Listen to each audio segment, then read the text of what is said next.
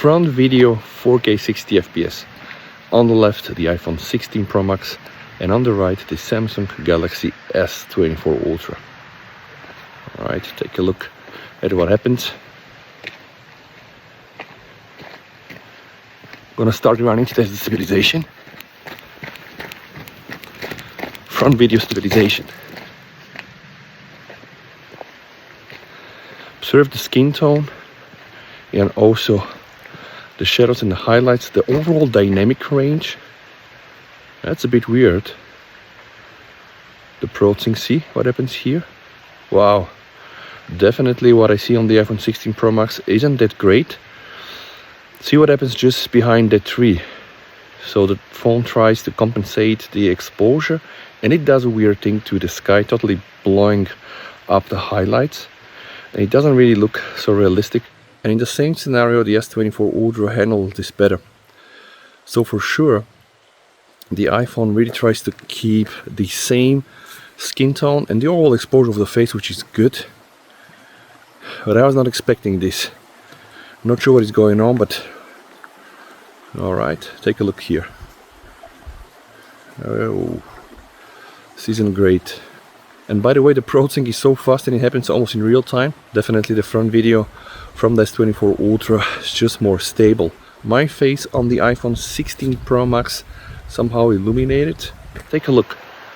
I'm not sure if that's a bug or it's related to the processing, but it's so aggressive. Pay attention to what happens above the trees, guys. Okay, let me just try to get the same frame because you know that the cameras are different. Pay attention to the sky. And now, alright, see here. Blue sky on both phones. And now some weird processing going on. Definitely not expected. And I just think that from what I see right now, the S24 Ultra front video is definitely better. Totally something wrong with the sky on the iPhone. Alright. I'm using stock settings, by the way, so it's 4K 60 absolute stock settings. I didn't really turn any kind of weird processing. Yeah, so I understand what the iPhone is doing, trying to keep the spotlight on the face, but sadly the processing on everything else is just a tiny bit weird. Let me know, guys, what you think down below in the comments. This is the same scene, 4K 60 FPS, but with the back camera, and I want to see if this is going to happen when there is no face, because I do believe that the iPhone 16 Pro Max is doing what the Google Pixel 9 Pro XL is doing, and many other phones out there just trying to keep that exposure locked on the face when you're using the front camera, and of course when a face is detected. And I don't like this processing. Let's check what is going to happen here, guys. Alright, you see, on the back camera I'm not able to observe that issue. Let me try to run for stabilization check.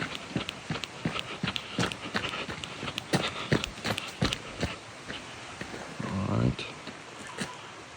No, definitely not present on the back. One more time running. This is the default stabilization, guys. I'm not using the action mode. Both phones have action modes. We're gonna be testing this after this. Now let's go and use 2x. Alright, 1x, 2x. 1x, 2x, definitely quicker on the iPhone. Now let's go 5x. iPhone doesn't have a 3x zoom camera like the S24 Ultra. So from 5x, let's go directly to the ultra wide. Ultra wide footage. Let me run with the ultra wide. Okay, now we're gonna go ultra wide directly to 5x on both phones. Wow, so quick on the iPhone.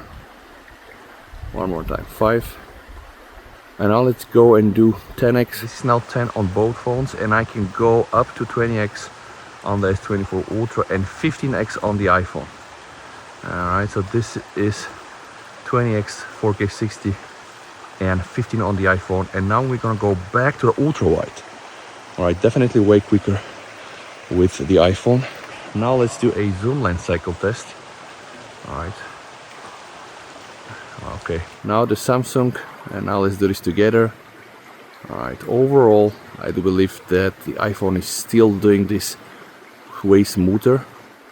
The iPhone really is very quick, and also the sensor shift isn't that big, and you can still see that the S24 Ultra isn't on that level. You can also see how the colors are changing when you're using different lenses. So iPhone is really way smoother here. Let me know what you think down below in the comments.